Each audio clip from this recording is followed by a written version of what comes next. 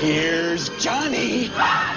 This video is sponsored by Shudder. Consider this. There's a lot of horror movies out there that I've been wanting to recommend, but I had no way of actually really even watching it on any sort of streaming service. And I'm not gonna pay $20 to watch a movie just so I could say, hey guys, maybe consider checking out this out-of-print DVD, blah, blah, blah, blah, blah.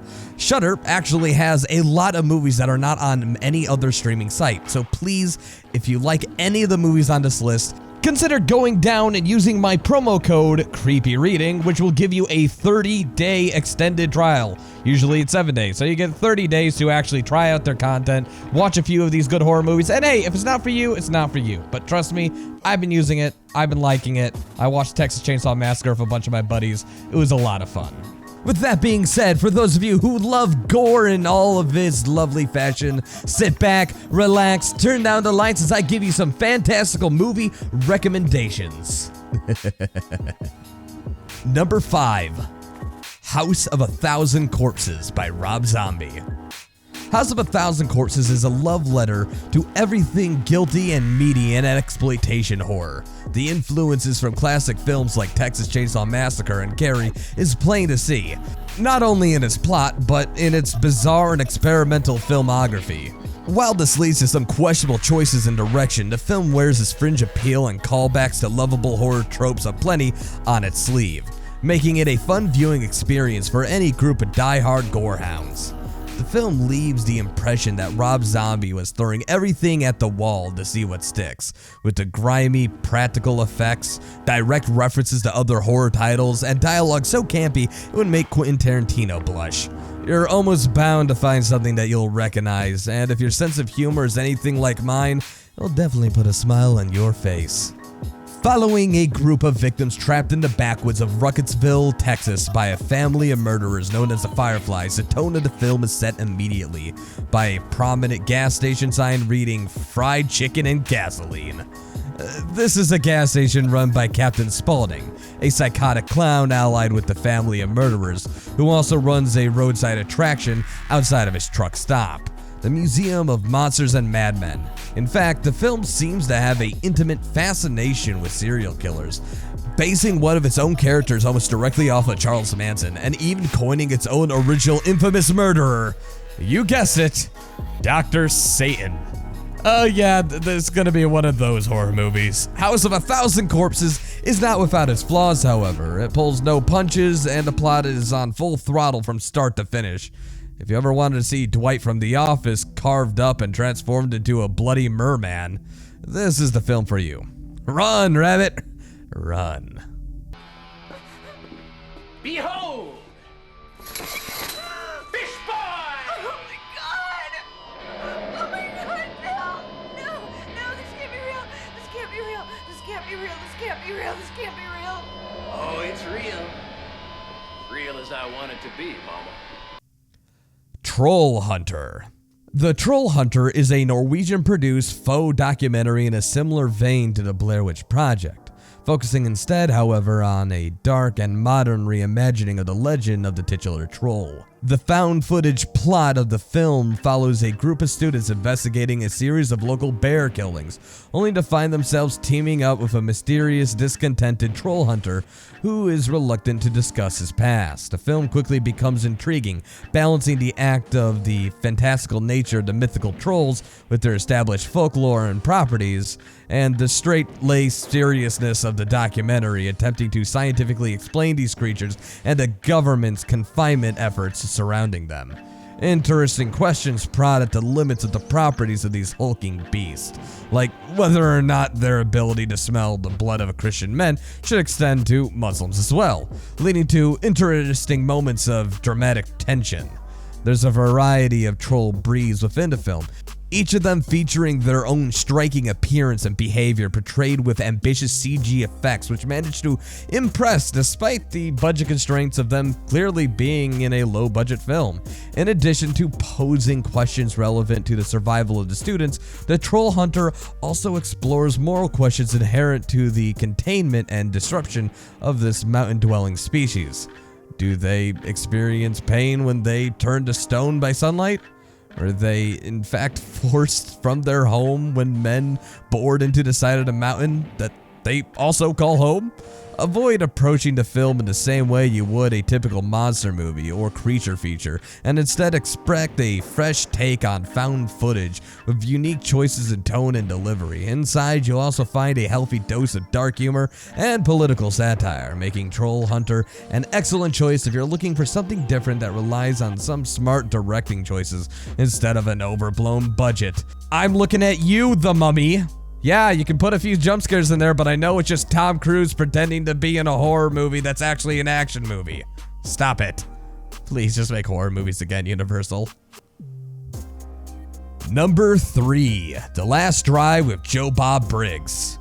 Thanks to the AVGN, more and more people are being exposed to the television block on TNT called Monster Vision. Back in those days, you could not easily just watch a movie through any sort of streaming service. We had to catch it on TV through blocks like Monster Vision or through the magic of Blockbuster, both of which have kind of died, and the bit of the magic that came with watching them died too. With Monster Vision, you had Joe Bob, who was the host, and he loved horror. He would write reviews about the movies, talk about the violence and gore, and make general jokes at the expense of the film sometimes. As a host, people loved him. In fact, they loved him so much that not a lot of people remembered a time before he wasn't a host on Monster Vision. But the movies? Yeah, not a lot of people enjoyed watching these because, well, TNT censored most of it, leaving most of the films without any gore or the more fun, colorful four-letter cuss words. This is why the block failed inevitably, and the show went down in the early 2000s. Ever since then, Joe Bob has been actually working on getting a reboot with actual horror movies, and thanks to Shudder bringing back this final fun cut, we get to experience it all again with The Last Drive with Joe Bob Briggs, which is a continuation of the old series or some sort of spiritual successor. They keep the gore and the old disturbing films, and basically it's like you're watching the block again, but almost a little bit better this time. So if you want a bit of nostalgia or want to see what it was like in the past, I would consider taking a look at The Last Drive with Joe Bob Briggs. Now we're getting into the final two. These are the reasons why you should definitely get Shudder, because honestly, I kind of went on a trip watching these again, and I didn't expect to find these on Shudder, because I haven't seen them since like 2008. So with that being said, why don't we talk about number 2, Fear Itself. Many people might not know about this little gem, but without the show existing when it did and how it did, this channel might not even exist today.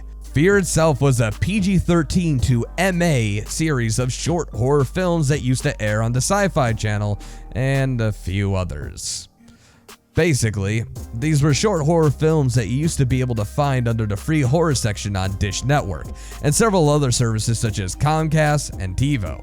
Because it was under the free horror section and the tame nature of some of its episodes, as a youngin', I was able to sneak this series past my admittedly overbearing parents.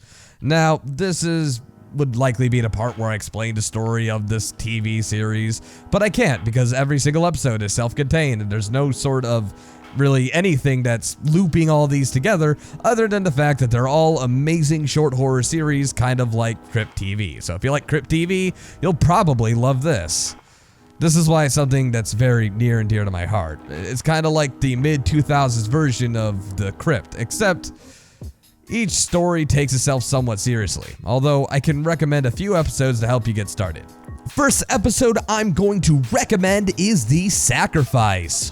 4 criminals get stuck stranded in a snow-covered fort where insanity ensues, leading to a cat and mouse game between humanity and the lack thereof, as well as elements of the supernatural.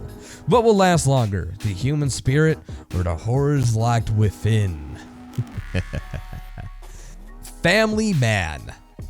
A prisoner must protect his family when he switches bodies with a serial killer after a near-death experience. You know those body-swapping movies from Disney Channel? You know, Freaky Friday and, well, the other ones that no one can remember. Well, this is like that, but with a horror twist, and oh my god, it was actually kind of good. The twists and turns this one takes is just a emotional roller coaster, and it's just too much fun to talk about. The Community. You know, to Stepford Wives, well, this is like that, mix it to Purge, sprinkle in a little bit of Get Out, and you got the Community. Strangely enough, though, I get a very distinct Stephen King feeling when watching this spectacle, although I must say, for those of you who enjoy genuine, spine-chilling twists and stories that don't require the use of jump scares in order to instill fear, consider this one a must-watch. I mean, seriously, I know I'm being promoted by these guys, but I'd honestly recommend getting the free trial just so you can have a chance to watch The Community. It's one of the best ones to come out of this Sci-Fi Channel-inspired project. And number 1. This is the reason why I decided to take this sponsorship to begin with. It's the movie Splinters. This underrated, absolute classic of a movie is something that I think every horror fan should watch before they die. Splinters is amazing. Please consider watching this if you like body horror, likable characters, and, well, the movie The Thing. This may be one of the best movies to come out in the past 20 years, and I'm not over-exaggerating. Again, it's a horror movie with likable characters. Sometimes the female lead is the one in charge, sometimes it's the male one. You don't really got those soy boys who are just out there to get killed. You got these convict characters that are just absolutely fantastic, and honestly, this is a really well-acted film that knows how to use the acting space that they have to its fullest potential. I won't spoil too much of this movie, so I'll let the visuals and my voice sell you on this product. It's a movie about man versus monster, real people, real flaws fighting something completely alien. A monster that can infect you with just a prick of the finger, get inside you, and break not only your bones, but spirit at will. Watching this thing work and fight is one of the best feats of practical effects in a low-budget film I've seen in years. Please, if you are on the fence when it comes to Shudder or even this movie, please consider just doing me a favor and giving this one a shot, because honestly, you won't be disappointed. You may find yourself a absolutely fantastic new favorite horror movie to add to your shelf. With that being said, if you guys liked any of the movies that I talked about today, please consider getting a subscription to Shudder. You can also find many classic films such as the Texas Chainsaw Massacre, both the remake and original, as well as several other movies that you can see it on screen now. If you would like to support the show, please consider donating on Patreon, and I'd like to thank my roommate for helping me write and watch some of these movies. You guys are absolutely fantastic, and thank you for supporting me up to this point. Expect a new video about something disturbing indie game, something in the near future. Goodbye.